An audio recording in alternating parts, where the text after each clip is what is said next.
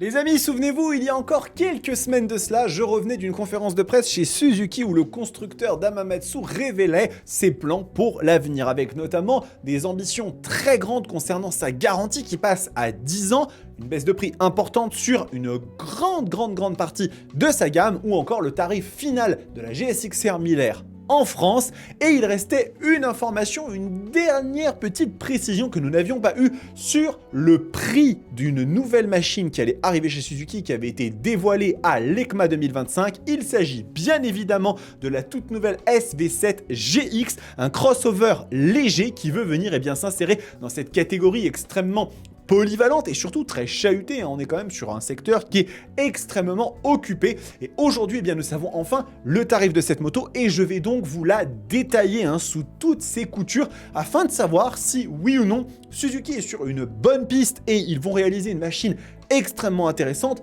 ou au contraire, est-ce que c'est beaucoup trop cher pour ce que c'est? On va en parler aujourd'hui. Bonjour à toutes et à tous et bienvenue dans cette nouvelle édition de Moto Bistro, votre émission consacrée à l'actualité du monde merveilleux de la moto. Et donc, nous allons officiellement enfin tout savoir sur la SV7 GX, machine qui, comme je vous le disais, avait été découverte à l'EICMA 2025. Et on avait eu l'occasion de découvrir cette petite bouille assez agressive, ma foi. En tout cas, moi, en ce qui me concerne, je l'ai trouvée plutôt jolie, cette machine, avec, entre autres, le moteur de la SV650. Très étonnant de savoir que, Suzuki a préféré utiliser une plateforme relativement plus ancienne que celle du moteur bicylindre de 800cc qui équipe aujourd'hui les GSX-8S, GSX-8R et encore bien d'autres machines. Et donc, on va découvrir tout cela ensemble. Alors, allons regarder un peu sur le site officiel de Suzuki cette machine, cette nouvelle SV7 GX où, pour ne rien vous cacher, Suzuki nous ont dit pendant la conférence de presse qu'ils avaient des ambitions extrêmement fortes pour cette moto. Ils souhaitent en faire l'un de leurs best-seller absolu, et pour cela, il se base sur une moto qui se veut très simple, accessible, avec un châssis et un moteur qui soient utilisables au quotidien, et encore pas mal de petites caractéristiques. Alors, on va juste se mettre ici sur les spécifications, mais d'abord, on va regarder un petit peu ce qu'ils nous disent sur ce moteur. En effet, ce bicylindre de la SV650, qui est donc un moteur bicylindre en V de 645 cc et qui délivre donc 73 chevaux à 8500 tours minute et 64 Nm. Alors, pourquoi déjà dans un premier temps l'utilisation de ce moteur, ce bicylindre en V? Tout simplement parce que ce dernier va permettre en fait de créer une machine avec une hauteur de selle suffisamment basse pour être accessible à la très grande majorité des motards. Et vous le voyez ici, la hauteur de selle de la SV7 GX est de seulement 795 mm, ce qui la rend effectivement abordable, on va dire, en termes de hauteur pour la plupart des pilotes. Et du coup, en plus, bien évidemment, on peut envisager d'avoir des kits de rabaissement qui la rendront encore plus intéressante à ce niveau-là. Donc, comme vous le voyez, au niveau de l'apparence de la machine, on est sur une moto que moi, je trouve personnellement assez stylé. On est quand même sur une face avant, une tête de fourche qui rappelle quand même un petit peu celle de la GSX S1000 GX, et puisque finalement ce n'est que la petite sœur de cette moto, dans des dimensions, partie cycle, moteur et technologie bien moins ambitieuses, mais vous allez voir que le prix se justifie également. Et puis avec ces petites couleurs qui sont sympas. Alors regardez, si on remonte un peu ici, on va avoir la possibilité de la détailler sous toutes ses coutures. Je trouve que la machine est vraiment cool, elle a vraiment cet esprit finalement Suzuki qui lui va très bien. Cette couleur est particulièrement sympa, le Pearl Matte Grage, donc beige et grey en même temps, voilà, gris et beige en même temps, et puis la couleur bleu et noir comme ça, le Glass Sparkle Black, qui lui vont très bien. Il y a une couleur aussi Brilliant White, je ne sais pas pourquoi ils ne l'ont pas mis directement sur le comparateur, mais c'est une machine qui est quand même assez sympa à l'œil. Alors après, si on va regarder en ce qui concerne les caractéristiques un peu de partie cycle, on est sur un cadre tubulaire en acier qui confère à la moto cette silhouette effectivement élancée, un poids de seulement 211 kg. On verra un petit peu après si la concurrence s'aligne là-dessus ou si la machine est peut-être un petit peu plus lourde que ce qu'on peut trouver.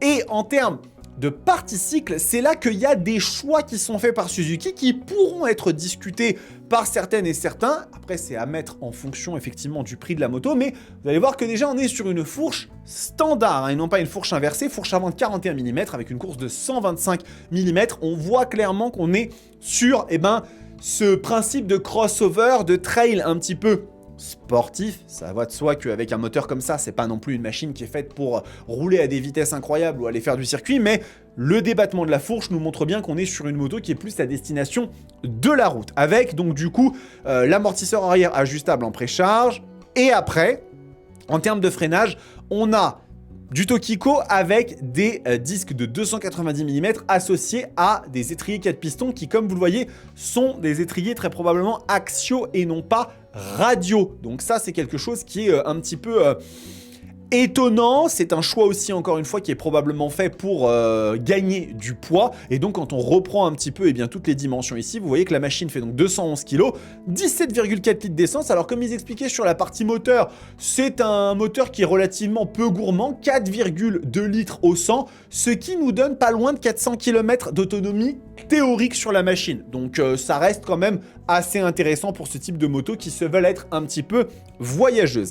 Et quand on va regarder, eh ben ici du coup la partie cycle, on reprend un peu tous les éléments: cadre tubulaire en acier, fourche télescopique de 41 mm et étrier 4 pistons, double disque de 290 mm à l'avant, simple disque de 140 à l'arrière et des étriers qui sont très probablement axiaux et non pas radiaux. Avec un pneu arrière de 160 mm, donc on n'est pas non plus sur une machine qui va avoir un gommard extrêmement gros.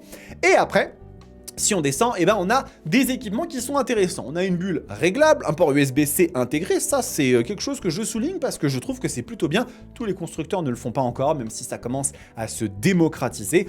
Et ensuite, eh bien, on rementionne la selle un petit peu basse pour vraiment être accessible. Je pense que ces images, elles ont été prises directement au Japon et elles sont, ma foi, très stylées. Hein. Regardez, vous avez quelques autres clichés qui ont été pris de la moto qui sont, ma foi, extrêmement sympathique. Et donc l'électronique, on va arriver ici à l'électronique, on va notamment parler de ce fameux écran, un TFT de 4,2 pouces qui, à mon sens, me semble être un nouvel écran. C'est peut-être celui de la GSX 8S, mais j'ai l'impression qu'il n'est pas tout à fait pareil. En tout cas, au niveau de l'interface, on est sur quelque chose de différent. Et vous avez notamment ici une notification de SMS de la part de Robert qui montre que la machine est connectable à son smartphone. Donc qu'est-ce qu'on a?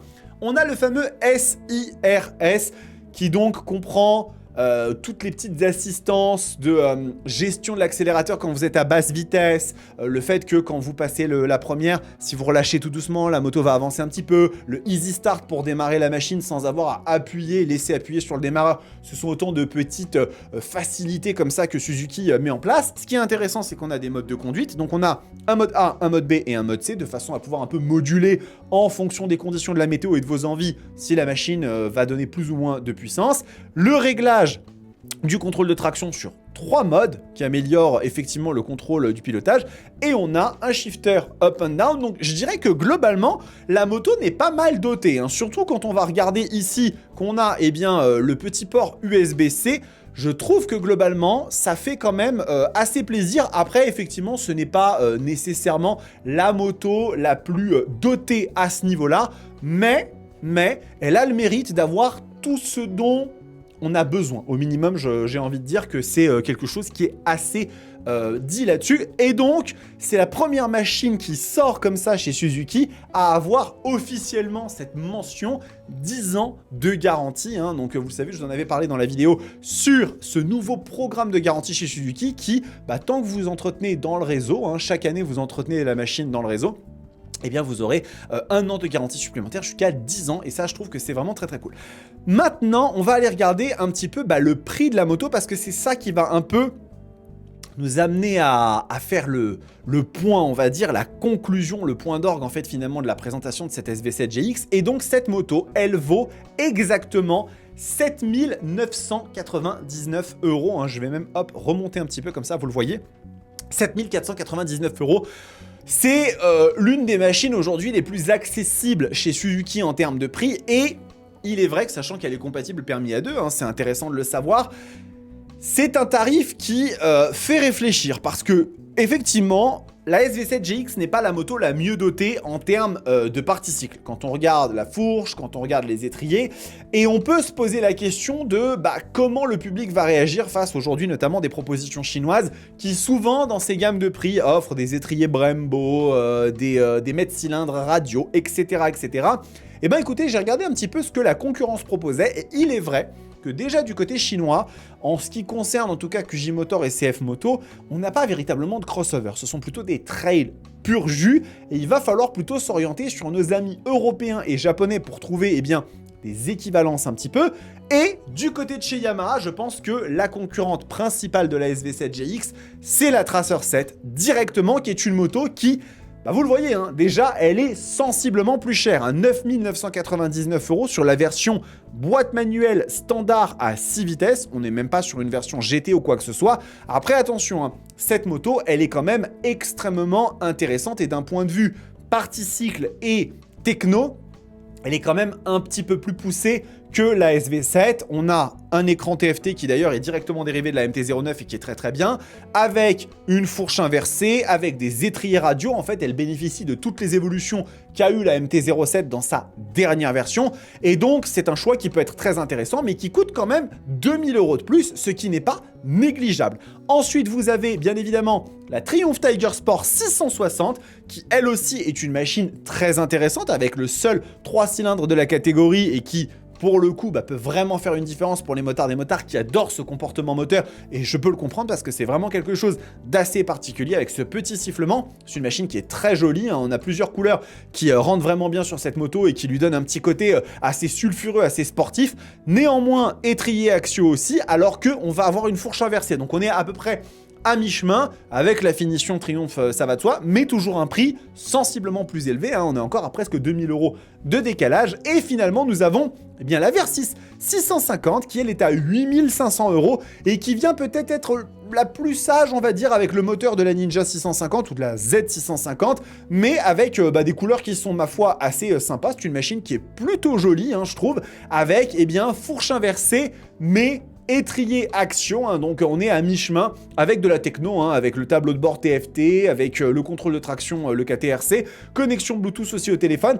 J'ai envie de dire que c'est une machine qui est un peu à mi-chemin entre justement la Tracer 7 qui va vraiment être peut-être le haut du panier, il y en a d'autres hein, bien évidemment qui existent, mais qui est dans cette gamme de prix un peu plus élevée, et la SV7GX qui, elle, pour le coup, se veut être, à mon sens, un coup de marteau un peu en termes de tarifs et qui n'aura pas nécessairement des équipements aussi ambitieux que les trois autres, mais pour le coup, à 8000 €, si vous voulez un truc simple, efficace, qui marche, qui soit polyvalent, qui vous permette un peu à la fois de vous faire plaisir en ville, sur la route, etc., ça peut être un bon choix. C'est une machine qui sera disponible en septembre 2026. On verra peut-être si on a l'occasion de la découvrir ou pas en essai, hein. En tout cas, j'essaierai de vous le proposer. Mais il est vrai qu'effectivement, Suzuki, là-dessus, ne me semble pas déconnant au niveau du tarif. En tout cas, quand on voit ce qui est proposé en Europe, au Japon, après la Chine, ça va être encore une autre histoire. Je sais que Vosges a peut-être des motos comme ça sous la main